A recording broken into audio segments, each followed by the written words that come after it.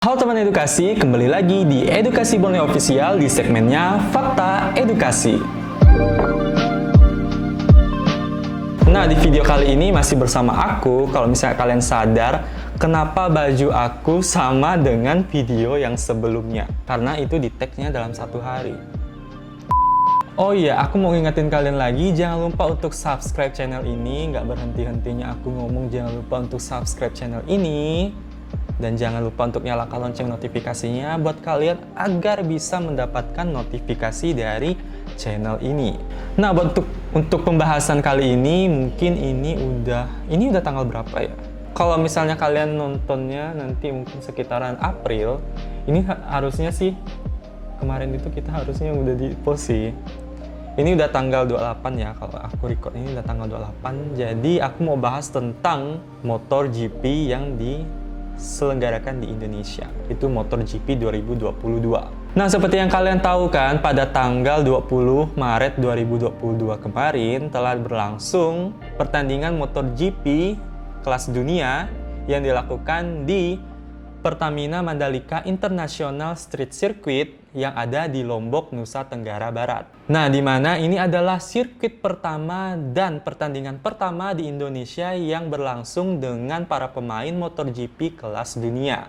Nah, sayang ini saat pertandingan MotoGP sedang berlangsung, ada halangan yaitu berupa hujan yang sangat lebat mengguyur Mandalika pada pukul 14 waktu Indonesia bagian tengah, atau setelah race MotoGP ketiga itu selesai. Saat itu harusnya pertandingan ini dijadwalkan itu sudah berlangsung pada pukul 15 waktu Indonesia bagian tengah atau 14, tapi karena diguyur hujan ini jadi pertandingan itu pun ditunda. Saking hujannya tidak mau berhenti, akhirnya pihak dari MotoGP Indonesia itu membuat suatu keputusan, yaitu memanggil salah satu pawang hujan yang ada di Indonesia untuk menghentikan hujan tersebut. Jadi setelah keputusan ini diambil dan si pawang hujannya pun melakukan tugasnya nih, itu tuh menjadi viral baik di Indonesia maupun di internasional. Buat kalian yang belum tahu nih apa itu pawang hujan, tapi aku pikir sih kalian sudah pasti mengenal nih istilah dari pawang hujan. Pasti udah tahu sih sebenarnya. Tapi di sini aku bakal ngejelasin apa itu pawang hujan. Jadi pawang hujan itu adalah istilah yang ada di Indonesia yang dimana masyarakat Indonesia itu mempercayai ada salah seorang atau seorang yang memiliki ilmu gaib dan bisa memindahkan cuaca. Jadi umumnya pawang hujan ini bisa memindahkan awan dari satu tempat ke tempat lain. Aku jadi mikirnya gini nih. Jadi kita bisa request hujan kalau bisa gitu ya. Kalau misalnya ada satu desa gitu yang perlu kayak misalnya lagi di musim sawah gitu. Kok gue kepikiran ke situ jadinya. Musim sawah gitu kan, perlu air jadi harus manggil pawang hujan gitu. Make sense kan? Tapi kemunculan dari pawang hujan ini banyak mengundang pro dan kontra dari masyarakat Indonesia. Ya biasalah, kalau misalnya masyarakat Indonesia itu kan, kalau misalnya istilah pawang hujan itu kan pasti dengan spiritual gitu kan. Jadi ada yang percaya dan ada tim yang tidak percaya, makanya ada pro dan kontra. Lalu seperti yang kalian tahu, ada istilah tidak kenal maka tidak sayang. Betul nggak sih?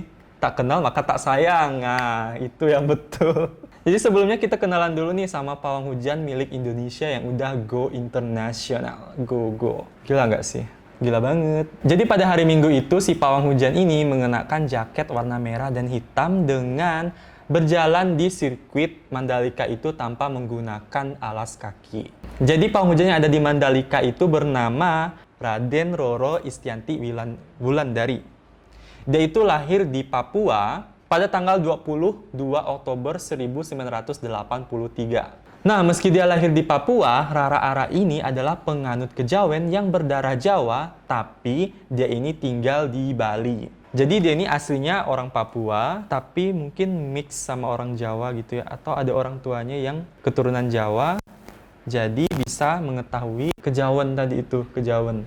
Tapi dia ini tinggalnya di Bali. Wah, keren sih, tinggal di Bali.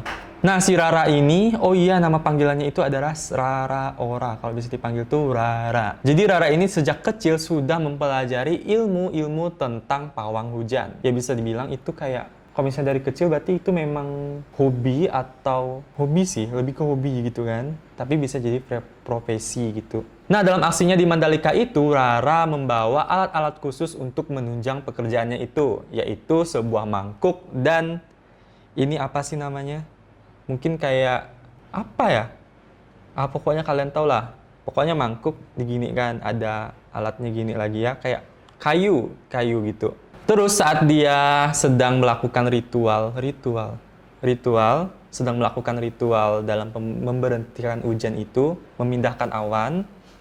Jadi dia itu berjalan di sirkuit Mandalika itu, tapi kadang-kadang juga berhenti dan membacakan mantra-mantra dari yang dia pahami gitu ya. Nah, yang menarik nih, saat Rara melakukan ritual ini, dia memiliki 3 pantang, yaitu tidak boleh makan atau berpuasa, tidak boleh menikah, dan tidak boleh makan hewan yang memiliki kaki 4. Next, jadi si Rara ini sudah menjadi langganan dari para orang-orang yang memelukkan pawang hujan di acara-acara besar, yaitu skalanya itu nasional. Nah, untuk di Mandalika ini secara khusus, si Rara ini diminta oleh Mandalika Grand Prix of Association dan Dorna. Kalau kalian misalnya nggak tahu Dorna itu apa, kalian bisa searching di Google. Dorna itu adalah sebuah perusahaan gitu.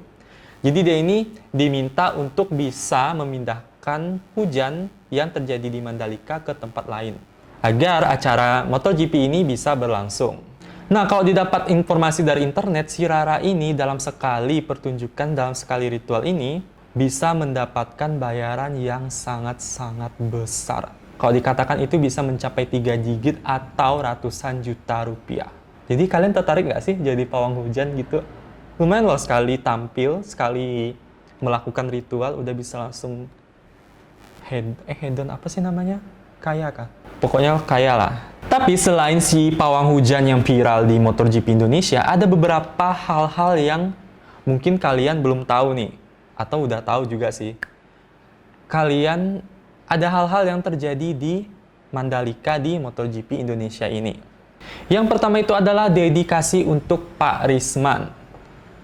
Jadi dalam balapan ini, pembalap dari Red Bull KTM, yaitu Miguel Oliveira, yang berhasil meraih podium pertama di Pertamina Grand Prix of Indonesia, yang merupakan seri kedua dari MotoGP dunia ini. Nah, ternyata kemenangan dari Miguel ini didedikasikan untuk seorang Pak Risman. Jadi siapa sih Pak Risman itu? Pak Risman itu adalah staf hotel di mana Miguel itu nginap selama ada di Lombok. Jadi Miguel mengakui bahwa Pak Risman ini banyak sekali membantu dia dari pertama kali dia datang di hotel itu sampai saat itu. Nah, jadi ketika ia memenangkan posisi pertama di MotoGP Indonesia ini, dia bermaksud untuk memberikan kemenangan itu kepada Pak Risman. Ya, terharu banget ya. Gila sih. Lalu ada juga petir yang menyambar sirkuitnya Mandalika. Jadi pas saat hujan itu masih deras, masih belum dipindahkan awannya sama si pawang hujan. Jadi jadi hujan itu juga disertai sama petir. Jadi petir ini sempat menyambar salah satu tikungan yang ada di sirkuit Mandalika tersebut. Bahkan ada salah satu video yang mendokumentasikan dari petir tersebut yang menyambar sirkuit Mandalika yang diperkirakan itu cukup kuat sampai memunculkan percikan api di tempat sambaran petir itu. Lalu selanjutnya itu adalah Marc Marquez jatuh. Sumpah, para penggemar dari Marc Marquez itu sangat kecewa. Gimana kalau kalian? Kalian ada nggak sih yang penggemar si Marquez di sini?